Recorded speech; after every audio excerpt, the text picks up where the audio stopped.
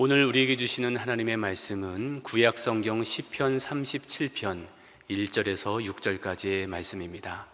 제가 이 말씀을 봉독해 올릴 때에 살아계신 하나님의 음성을 다 함께 들으실 수 있기를 바랍니다. 악을 행하는 자들 때문에 불평하지 말며 불의를 행하는 자들을 시기하지 말지어다.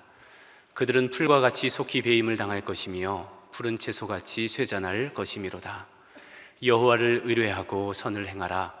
땅에 머무는 동안 그의 성실을 먹을거리로 삼을지어다. 또 여호와를 기뻐하라. 그가 내 마음의 소원을 내게 이루어 주시리로다. 내 길을 여호와께 맡기라. 그를 의지하면 그가 이루시고 내 의를 빛같이 나타내시며 내 공의를 정오의 빛같이 하시리로다. 아멘. 2026년 새해가 시작된 지 오늘로 18째 날이 지났습니다. 새해가 시작되면 사람들은 새로운 다짐을 하기도 하고 새로운 결심을 하기도 합니다. 올해는 반드시 다이어트에 성공하리라. 올해는 내가 한번 꾸준히 운동을 계속 해보리라. 아니면 올해는 성경 일독을 한번 시도해볼까? 아니면 새벽 기도를 한번 도전해볼까? 이렇게 사람들마다 야심차게 계획을 세우곤 합니다. 그런데 이러한 새해 계획들이 한 주, 두 주가 지나면서 하나둘씩 무너지기 시작합니다. 마음은 원인데 육신이 약합니다. 아마도 작심삼일이라는 말이 왜 생겼는지를 알게 되는 기간이 바로 이 시간이 아닌가 싶습니다. 이렇게 나 자신의 변화는 거북이 걸음처럼 느린데 우리가 살고 있는 이 세상은 어찌 보면 빛의 속도로 빠르게 변해가고 있습니다. AI로 촉발된 변화는 이제 사회 전반을 뒤흔들면서 우리가 따라가기가 버거울 정도로 그렇게 빨리 변해가고 있습니다. 어제까지만 해도 새로운 지식이었는데 하루가 지난 오늘이 되면 이미 쓸모없는 정보가 되어버리기도 합니다. 그야말로 엄청난 속도로 세상이 변해가고 있기에 그 변화를 따라가기가 버거워서 좀 나이가 드신 분들은 어지럼증을 느끼는 분들도 종종 있습니다. 바로 여기에서 우리의 영적 고민이 시작이 됩니다. 나 자신을 변화시키는 것도 참 어렵고 세상의 변화의 속도를 따라가는 것도 참 버거운데 나는 이렇게 힘겹게 하루하루를 살아가고 있는 것 같은데 우리 주변에 보면 나 말고 다른 사람들은 너무도 잘 살고 있는 것 같아 보인다는 것입니다. 물론 열심히 일하고 정직하게 일해서 잘 사는 사람은 그것은 당연한 결과입니다. 그런 사람은 마땅히 잘 살아야 되죠. 그런데 문제는 하나님을 믿지 않고 하나님 없이 제멋대로 사는 사람들이 어떻게 보면 더 잘 사는 것처럼 보일 때 우리 안에는 어떤 깊은 영적 회의감이 찾아옵니다. 나는 하나님의 말씀대로 살려고 몸부림치는데 그렇게 열심히 살려고 하는데도 불구하고 나의 발걸음은 거북이처럼 느린데 저 악인들은 빠르게 성공하는 것처럼 보일 때 우리 안에는 이런 깊은 영적인 회의가 찾아온다는 것입니다. 과연 하나님을 의지하며 정직하게 사는 것이 정말 옳은 일인가 하는 그런 의구심이 우리 안에 들기도 합니다. 오늘 본문은 그런 고민을 하고 있는 사람들에게 주시는 하나님의 처방전입니다. 우리 먼저 1절과 2절 말씀을 보겠습니다. 악을 행하는 자들 때문에 불평하지 말며 불의를 행하는 자들을 시기하지 말지어다. 그들은 풀과 같이 속히 배임을 당할 것이며 채소같이 쇠잔할 것이미로다 라고 말씀을 합니다. 성경은 우리가 부러워하는 저 악인들의 형통의 실체를 배인풀이라고 정의하고 있습니다. 여러분, 풀이 굉장히 싱싱하죠. 여러분, 풀이 굉장히 싱싱한데 그 낫으로 풀을 뱄다고 한번 생각해 봅시다. 그러면 어떻게 될까요? 아마도 불과 2-3시간 아니면 3-4시간이 지나면 금세 이 풀이 말라버릴 것입니다. 성경이 왜 이런 말씀을 하고 있냐면 악인의 형통이 바로 이와 같다는 것입니다. 지금은 그럴듯해 보이고 이것이 영원할 것 같아 보이지만 이것이 언젠가는 저 베인 풀처럼 쇠잔하게 사라지게 될 것이다라는 말씀인 것입니다. 그러므로 우리는 악인들의 형통을 전혀 부러워할 필요가 없습니다. 우리는 의인의 길, 믿음의 길을 꿋꿋하게 걸어가면 족한 것입니다. 그렇다면 이렇게 급변하는 시대 속에서 우리 하나님의 사람들이 어떤 마음가짐을 가지고 이 세상을 살아가야 할까요? 오늘 본문은 우리가 붙들어야 할 이 세 가지 삶의 자세를 우리에게 가르쳐 줍니다. 그 첫 번째는 여호와를 의뢰하고 선을 행하라입니다. 3절 말씀입니다. 여호와를 의뢰하고 선을 행하라. 땅에 머무는 동안 그의 성실을 먹을거리로 삼을지어다 라고 말씀을 합니다. 성경은 첫 번째 삶의 방식으로 여호와를 의뢰하고 선을 행하라 라고 말씀을 하고 있습니다. 2026년 올해 우리 소망교회의 주제가 선함의 번짐입니다. 하나님은 우리를 통해서 하나님의 선하심이 세상 가운데로 번져나가기를 원하십니다. 그런데 이 선함은 내가 이 선함을 번지겠다라고 하는 우리의 의지와 결단만으로 세상 가운데로 번져가는 것이 아닙니다. 이 선함에는 전제 조건이 있습니다. 그 전제 조건을 오늘 성경은 여호와를 의뢰하고 라고 말씀을 하고 있습니다. 여호와를 의뢰하고 선을 행하라라고 말씀을 하고 있죠. 우리가 여호와 하나님을 온전히 의뢰할 때 우리 안에 있는 선함이 세상 가운데로 번져갈 수 있다는 것입니다. 여기에서 의뢰하다에 해당하는 히브리어는 바타흐라는 단어입니다.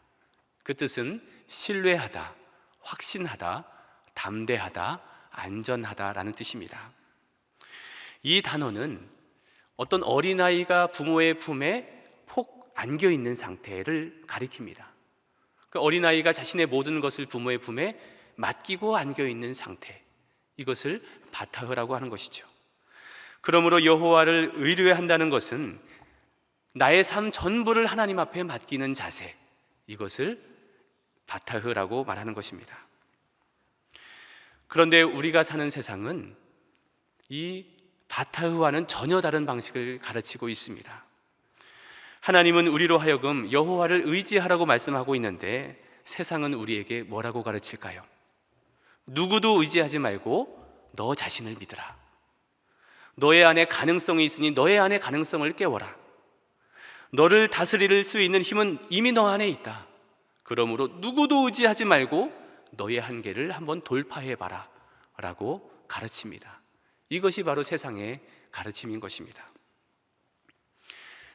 요즘 서점에 가면 베스트셀러란에 책이 하나 있는데 위버맨시라는 제목의 책이 있습니다. 저도 얼마 전에 서점에 갔다가 그 제목의 책을 구입해서 읽어보았는데요. 그 책 표지에 보면 제목 바로 위에 이런 문구가 써 있습니다. 누구의 시선도 아닌 내 의지대로 살겠다는 선언이라고 써 있고 그 밑에 제목이 딱 써 있습니다. 그리고 한 페이지를 이렇게 넘기면 이 제목인 위버맨시의 의미, 정의가 아래와 같이 기록이 되어 있는데요. 위버맨시란 세상이 정해놓은 기준을 스스로 뛰어넘고 주어진 모든 고통과 상황을 의지로 극복하면서 지금의 나를 넘어서는 최고의 자신을 꿈꾸는 존재다. 그는 낡은 도덕과 관습을 그대로 따르지 않는다. 대신 새로운 가치를 창조하고 자신만의 법칙을 세워 삶을 주도한다. 어떤 고난에 부딪혀도 스스로를 끊임없이 재창조하면서 모든 한계를 과감히 뚫고 나아간다. 자신만의 방식으로 더 높은 곳을 향해 멈추지 않고 도전하느니 그가 바로 위버맨시다라고 이 위버맨시라는 단어를 정의하고 있습니다. 얼핏 듣기에는 참 멋진 표현처럼 들리죠.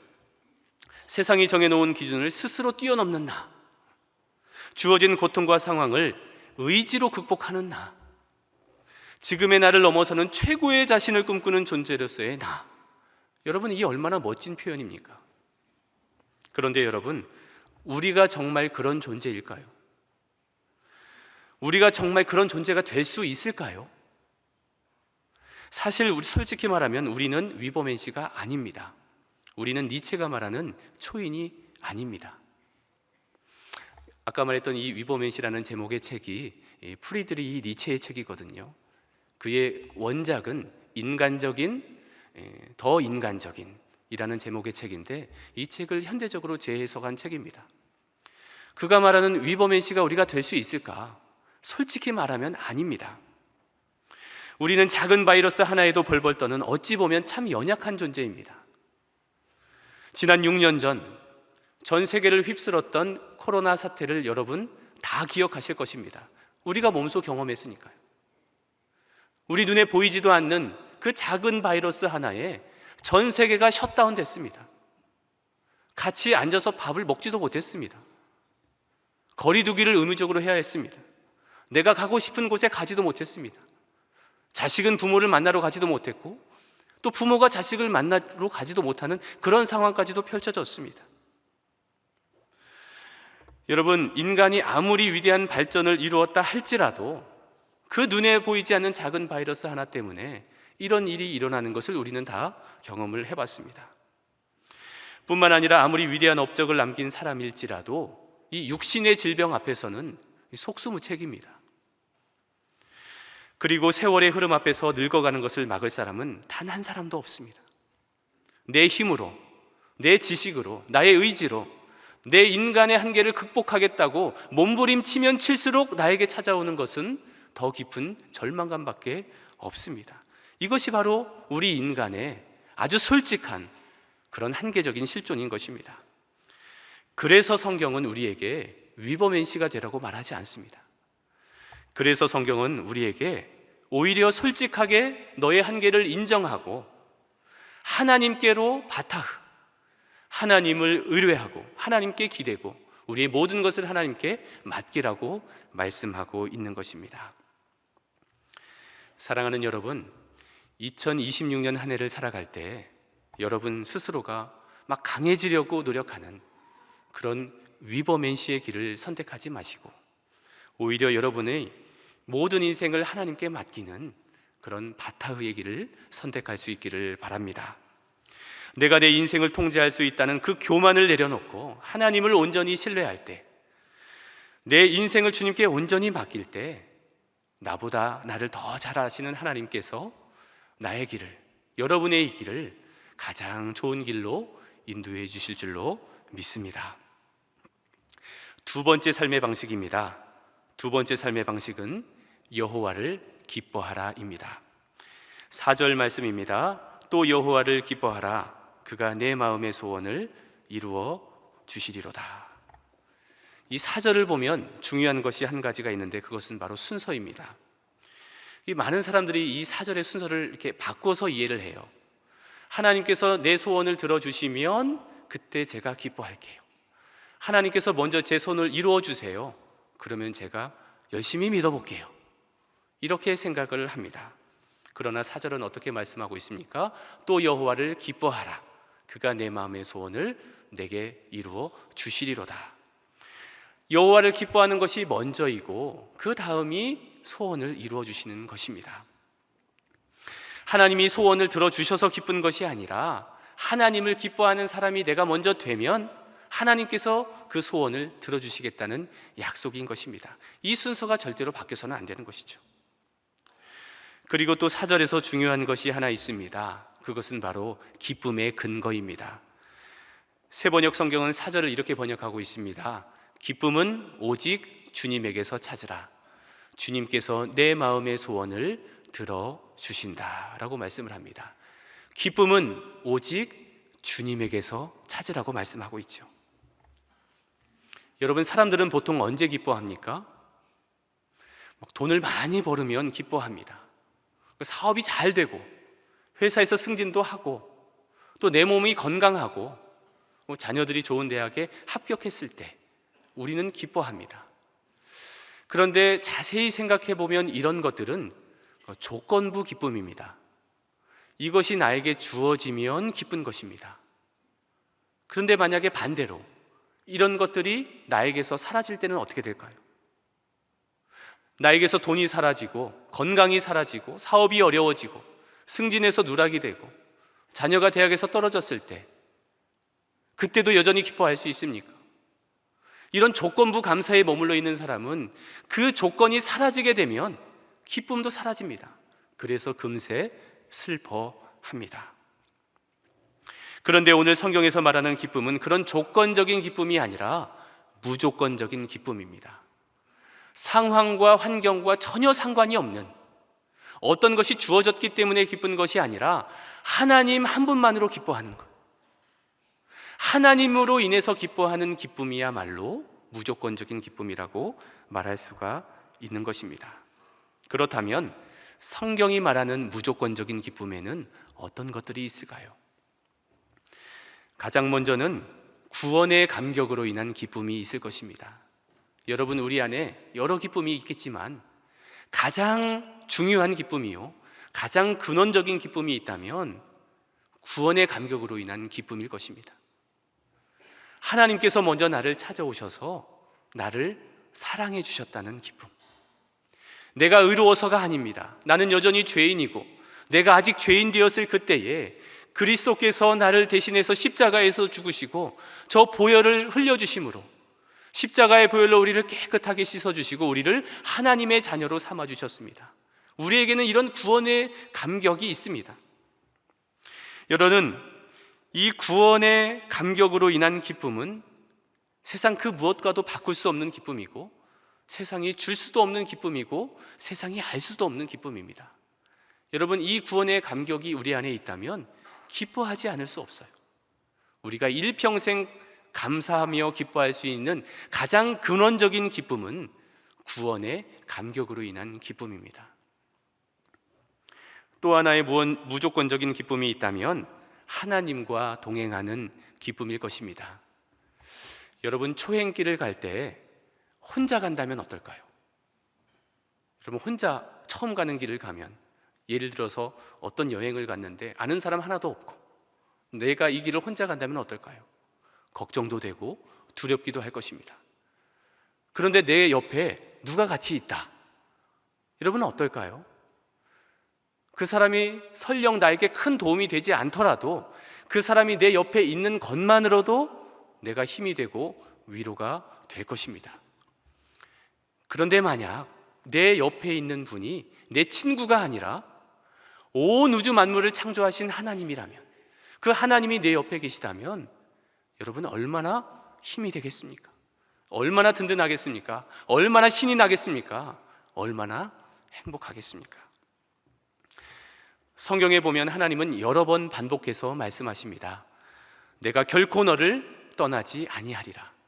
볼지어다 세상 끝날까지 내가 너희와 항상 함께 있으리라 라고 말씀해 주셨습니다. 전능하신 하나님이 내 옆에 계시니 우리가 어찌 기뻐하지 않을 수 있을까요? 우리는 평생 그 이유 하나만으로도 감사하며 기뻐하며 살아갈 수 있을 것입니다. 여러분, 제가 어릴 적 아주 깊은 시골에서 살았습니다.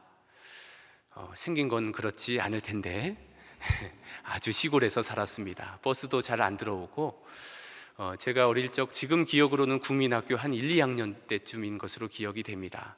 저희 마을에는 가로등이 딱 하나 있었습니다. 동네 중앙에 가로등이 딱 하나 있고 나머지는 다 어두웠습니다. 어느 날 저희 어머니께서 저녁 식사를 마친 다음에 반찬을 이것저것 싸시더니 이것을 할아버지 댁에 갖다 드리라는 거예요. 그때 저희 집에서 저희 할아버지 댁까지 대략 한 200m 정도가 됐습니다. 근데 그날이 아마도 금음날이었던 것 같아요. 굉장히 어두웠습니다. 유난히도 어두운 밤이었습니다. 그래서 제일 처음에는 안 간다고 했는데 엄마의 등짝 스매싱을 한 대 맞고 이제 그것을 들고 가게 되었습니다. 여러분, 그 길을 가는데 가로등이 없는 길을 딱 접어드니까 이제 너무 무서울 것 같은 거예요. 그래서 제가 어떻게 했을까요? 너무 무서운데 어떻게 했을까요? 저희 집 강아지 덕구를 데리고 갔습니다. 아주 작은 강아지가 있었는데요. 그 강아지를 데리고 왔습니다. 그 강아지를 데리고 그 반찬을 들고 가는데 여러분, 그 덕구가 옆에 있어서 도움이 됐을까요? 안 됐을까요? 꽤 든든했습니다. 그렇게 한참을 가는데 더 어두운 길을 만나니까 갑자기 또 무서운 생각이 막 드는 거예요. 그 어린 마음에. 그리고 제가 어렸을 때 동네 형들이 그렇게 귀신 얘기를 많이 해줬습니다. 그 형이 해줬던 귀신 얘기가 생각나면서 너무 무서운 거예요. 그래서 제가 어떻게 했을까요? 찬송을 불렀습니다. 그때 제가 불렀던 찬송이 한 걸음 한 걸음 주 예수와 함께 날마다 날마다 우리 걸어가리. 제가 주일 학교 다닐 때 우리 선생님이, 그때 선생님이 정옥출 선생님이셨는데 그 선생님께서 무서우면 이 찬송 불러라 라고 했던 게 생각이 나서 그 찬송을 부르며 걸어갔습니다. 마치 예수님이 내 옆에 계신 것처럼 손을 흔들면서 한 걸음 한 걸음 그 찬송을 부르며 저희 할아버지 댁을 향해서 걸어갔을 때 그 무서웠던 생각들이 다 사라지고 그 마음속에 평안함이 찾아왔던 그 어릴 적 경험이 지금도 저에게는 생생합니다. 사랑하는 여러분, 올 한 해를 사랑하는 동안 여러분에게 이런 기쁨이 있었으면 좋겠습니다. 먼저는 구원의 감격으로 인한 기쁨이 여러분에게 가득하시기를 바랍니다. 그리고 하나님과 동행하는 축복이 여러분에게 넘쳐나기를 바랍니다. 한 걸음 한 걸음 주님과 동행함으로 여러분의 2026년이 기대되는 한 해가 되시기를 주님의 이름으로 축복합니다. 세 번째 삶의 방식은 내 길을 여호와께 맡기라입니다. 5절 말씀입니다. 내 길을 여호와께 맡기라. 그를 의지하면 그가 이루시고 라고 말씀을 하고 있습니다. 여기에 길이라는 단어가 있는데요, 이 길은 히브리어로 때레크라는 단어인데 길, 도로, 통행로라는 문자적인 의미의 뜻이 있습니다. 그런데 비유적으로는 인생 전체를 가리키는 표현이기도 합니다. 그러므로 내 길을 여호와께 맡기라는 것은 단순히 길을 맡기라는 것이 아니라 너의 인생 전체를 하나님께 맡기라는 그런 의미인 것입니다. 그렇다면 내 인생 전체에는 어떤 것들이 포함될까요? 먼저는 내 인생의 방향을 여호와께 맡겨야 합니다. 우리는 종종 선택의 갈림길에 서게 됩니다. 이쪽으로 갈지 저쪽으로 갈지, 이 선택을 해야 될지 저 선택을 해야 될지 아주 중요한 결정의 기로에 설 때도 종종 있습니다. 바로 그때 그 인생의 방향을 내가 결정하려고 하지 말고 그 모든 인생의 방향 키를 하나님께로 맡겨드리라는 거예요. 또한 우리 인생에 수많은 계획들도 있습니다. 그 계획들도 하나님께 맡기라는 거예요. 올해가 시작되면서 여러분이 세웠던 수많은 계획들, 올해에 내가 이것도 하고 저것도 하고 이런 목표를 수립하고 실천 전략도 세우고 이 모든 내 인생의 계획들을 하나님께 맡기라는 것입니다. 뿐만 아니라 우리 인생에 수많은 염려들이 있습니다. 그 염려들도 하나님께 맡기라고 말씀하고 있습니다. 그런데 사실 하나님께 맡기기가 가장 어려운 것 중에 하나가 바로 이 염려입니다. 건강에 대한 염려, 경제적인 문제에 대한 염려, 자녀들의 앞날에 대한 염려, 불확실한 미래에 대한 염려, 이런 염려를 아무리 붙잡고 있어봐야 문제는 해결되지 않아요. 성경은 너의 염려를 다 주께 맡기라 라고 말씀을 하고 있는 것입니다. 그렇다면 우리가 어떻게 우리 인생의 방향과 계획과 염려를 하나님께 맡길 수 있을까요? 여기서 맡기다에 해당하는 히브리어가 갈랄이라는 단어인데 그 뜻은 굴리다, 위임하다, 굴려보내다 라는 뜻이 있습니다. 여러분 한번 여러분 앞에 큰 바위가 한번 있다고 한번 상상을 해보십시오. 이 바위가 너무 커서 내 힘으로는 결코 들 수 없는 그런 바위입니다. 그런데 이 바위를 한번 들어보겠다고 끌어안고 막 끙끙거리고 있으면 이것은 내 짐이 되는 거예요. 그런데 성경은 이 바위를 들어 올리라고 하지 않고 오히려 이 바위를 하나님께로 갈랄, 즉 굴려보내라라고 말씀을 하고 있는 것입니다. 내가 그 무거운 바위를 하나님께로 굴려보내는 순간 이제 이것은 더 이상 나의 짐이 되는 게 아니에요. 이제부터 이것은 하나님의 일이 되는 것입니다. 앞에서 언급했던 니체의 위버맨 시인은 자신의 무거운 인생의 짐을 자신이 짊어지고 정말 힘차게 그 산꼭대기에 올라가는 고독한 존재입니다. 그러나 성경은 그렇게 살지 말라고 하는 거예요. 오히려 우리 인생의 한계를 인정하고 그 무거운 인생의 돌덩이를 하나님께로 굴려보내라고 말씀하고 있는 것입니다. 그렇다면 우리 인생의 무거운 짐을 어떻게 하나님께로 굴려보낼 수 있을까요? 그것은 바로 기도입니다.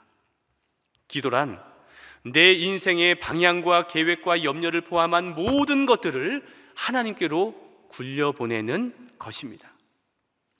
기도의 핵심은 화려한 말도 아니고 유창한 말도 아닙니다. 기도의 핵심은 솔직함입니다. 하나님 앞에서 솔직하게 나의 문제, 나의 상황, 나의 처지, 나의 불안과 두려움을 있는 그대로 하나님 앞에 아뢰는 것입니다. 그리고 하나님께 도와달라고 하나님의 도우심을 구하는 것입니다. 그럴 때 어떤 일이 일어나게 될까요? 5절 말씀입니다. 내 길을 여호와께 맡기라. 그를 의지하면 그가 이루시고. 잘 보시면 주어가 바뀌었습니다. 내가 이루는 것이 아니라 그가 이루시고 하나님이 이루시는 것입니다. 내 힘으로 이루는 것이 아니라 하나님의 능력으로 이루는 것이고, 내 지혜로 이루는 것이 아니라 하나님의 지혜로 이루어 주시겠다는 약속의 말씀인 것입니다. 그러므로 사랑하는 여러분, 2026년 한 해를 살아갈 때 더 이상 여러분 인생 앞에 놓여져 있는 그 인생의 무거운 짐을 혼자 해결하려고 여러분 애쓰지 마시기 바랍니다. 그 무거운 짐을 기도를 통해 하나님께로 굴려 보내시기 바랍니다. 여러분이 손을 떼고 기도하는 그 순간 하나님께서 일하기 시작하실 것입니다. 이렇게 모든 것을 하나님께 맡기는 자에게 주시는 하나님의 축복의 말씀이 6절에 기록되어 있는데, 우리 6절 말씀은 마지막으로 우리 다 같이 합독해 보겠습니다. 내 의를 빛같이 나타내시며 내 공의를 정오의 빛같이 하시리로다. 하나님을 의뢰하는 사람, 하나님을 기뻐하는 사람, 내 길을 여호와께 맡기는 사람, 하나님은 그 사람의 의를 빛같이 나타내실 것이라고 약속해 주셨습니다. 특별히 정오의 빛같이 나타내시라라고 말씀하고 있죠. 여러분, 정오의 빛의 특징이 뭡니까? 태양이 가장 중천에 떴을 때, 그때의 빛은 어떻습니까? 가장 찬란하고 가장 강렬합니다. 우리가 인생을 살다 보면 때로는 칠흑같이 어두운 밤이 찾아와서 한 치 앞도 보이지 않을 때가 있습니다. 때로는 새벽녘처럼 희미해서 길이 보이지 않아서 내가 과연 옳은 길로 가고 있는지 의심이 될 때도 있습니다. 그러나 내 길을 여호와께 맡긴 사람, 그 사람에게는 반드시 하나님의 시간이 찾아옵니다. 그 사람에게는 하나님께서 빛을 비추기 시작합니다. 근데 이 빛은 금방 있다가 사라지는 그런 빛이 아닙니다. 이 빛은 점점점 밝아져서 마침내 온 세상을 환하게 비추는 정오의 빛과 같은 그런 빛인 것입니다. 여러분이 하나님을 의뢰하며 산다면, 여러분이 하나님을 기뻐하며 산다면, 여러분의 길을 하나님께 온전히 맡기며 산다면, 하나님은 가장 완벽한 시간에 가장 완벽한 방법으로 여러분의 인생을 정오의 빛같이 찬란하게 빛나게 해주실 것입니다. 그러므로 사랑하는 여러분, 2026년 한 해를 살아가는 동안 여러분의 모든 것을 하나님께 맡기시기를 바랍니다. 하나님의 때가 되면 하나님께서 반드시 여러분의 인생을 정오의 빛같이 그렇게 찬란하게 아름답게 빛나게 해주실 것입니다. 함께 기도하겠습니다. 하나님 아버지, 오늘 말씀을 통해 우리의 삶을 되돌아보게 하시니 감사를 드립니다. 내 힘으로 내 인생을 통제하려고 했던 교만을 용서하여 주시고 오직 하나님만을 의뢰하며 선을 행하게 하여 주시옵소서. 세상이 주는 조건부 기쁨이 아니라 주님께서 주시는 영원한 기쁨이 우리 안에 있기를 소망합니다. 우리의 모든 인생을 주님께 맡기고 주님의 때를 잠잠히 기다릴 때 주님께서 우리 인생을 정오의 빛같이 빛나게 해 주실 줄로 믿습니다. 소망교회 온 성도들의 삶의 자리 가운데 하나님의 선하심이 아름답게 번져가게 하시고 세상이 줄 수 없는 참된 평강으로 2026년도 한 해도 넉넉히 승리하게 하여 주시옵소서. 이 모든 말씀 존귀하신 예수님의 이름으로 기도하옵나이다. 아멘.